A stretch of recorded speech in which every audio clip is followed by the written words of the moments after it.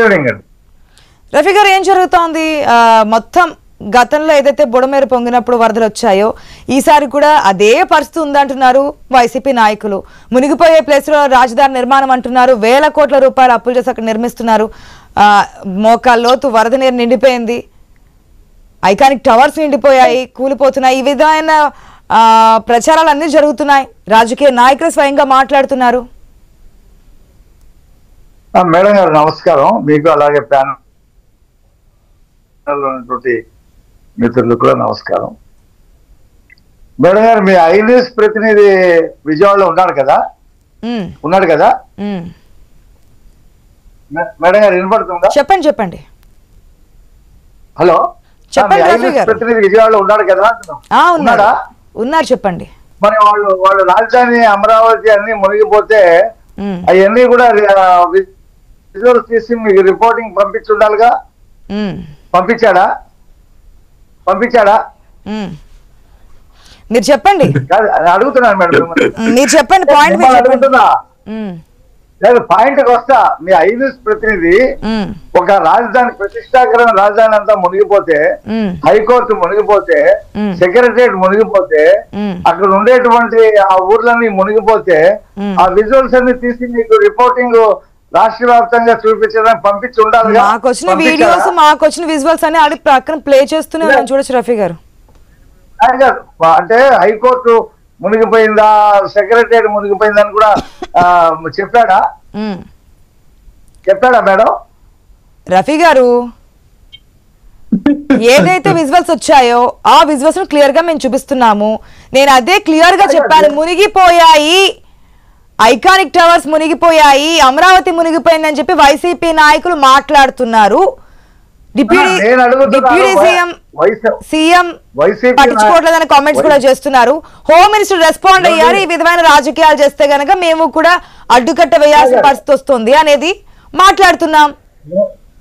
ఇప్పుడు వైసీపీ నాయకులకి ఓడిపోయిన తర్వాత వాళ్ళకి గ్యాస్ట్రిక్ ట్రబుల్, కడుపు మంట ఇవన్నీ పెరిగిపోయి వాళ్ళు రోజు ఏం మాట్లాడుతున్నారో మనం చూస్తున్నాం.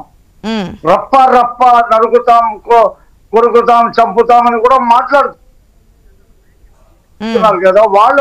వాళ్ళ మాటలు కాదు. మనం ఇప్పుడు ఐ న్యూస్ చూసేటువంటి వీక్షకులకి హైకోర్టు పని ఏమైనా ఆగిందా? స్ట్రీట్ యాక్సెస్ రోడ్ లో ఏమైనా నీళ్లు వచ్చినాయా? సెక్రటరియట్ వర్కింగ్ ఏమైనా ఆగిందా? మా ఇంటి పక్కన ఒక ఆఫీసర్ ఉన్నాడు, ఆయన సెక్రటరియట్ లో ఎస్ఓ, ఆయన ఇందాకే వెళ్ళి వచ్చేసాడు. ఏమండి ఎలా ఉంది మీ రూట్ అంటే, మామూలుగానే ఉందండి, ఎక్కడ కూడా మాకేమి నీళ్లు తగలేదు, మేము హ్యాపీగా వెళ్ళి వచ్చాం అని చెప్పాడు. కృష్ణానదికి ఒకసారి విజిట్ చేశారా? నేను దానికే వస్తున్నా. మాకు పోయిన సంవత్సరం ఈ వైసీపీ వాళ్ళు 5 సంవత్సరాలు నిర్వహణ లేక బుడమేరు కట్టలు దిగి ఇక్కడ అందులో నేను కూడా బాధిస్తుంది.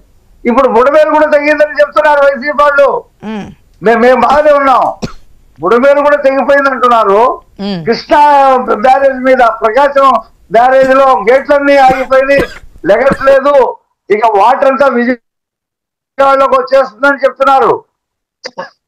కొండమీట వాకి పొర్లిపోయి బకింగ్హామ్ కాలువ ద్వారా పంపిస్తే పొన్నూరు మునిగిపోయింది, గుంటూరు మునిగిపోయింది అని చెప్తారు.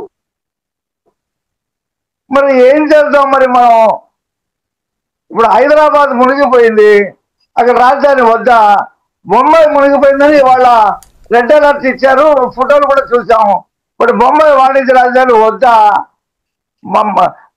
బెంగళూరు మునిగిపోయింది, క్లౌడ్ బరెస్ట్లు వస్తున్నాయి, జమ్మూ కాశ్మీర్ లో వరదలు వచ్చేసినాయి, తెలంగాణలో విపరీతమైనటువంటి వర్షాలు పడతా ఉన్నాయి, దేశం అంతా పడతా ఉన్నాయి.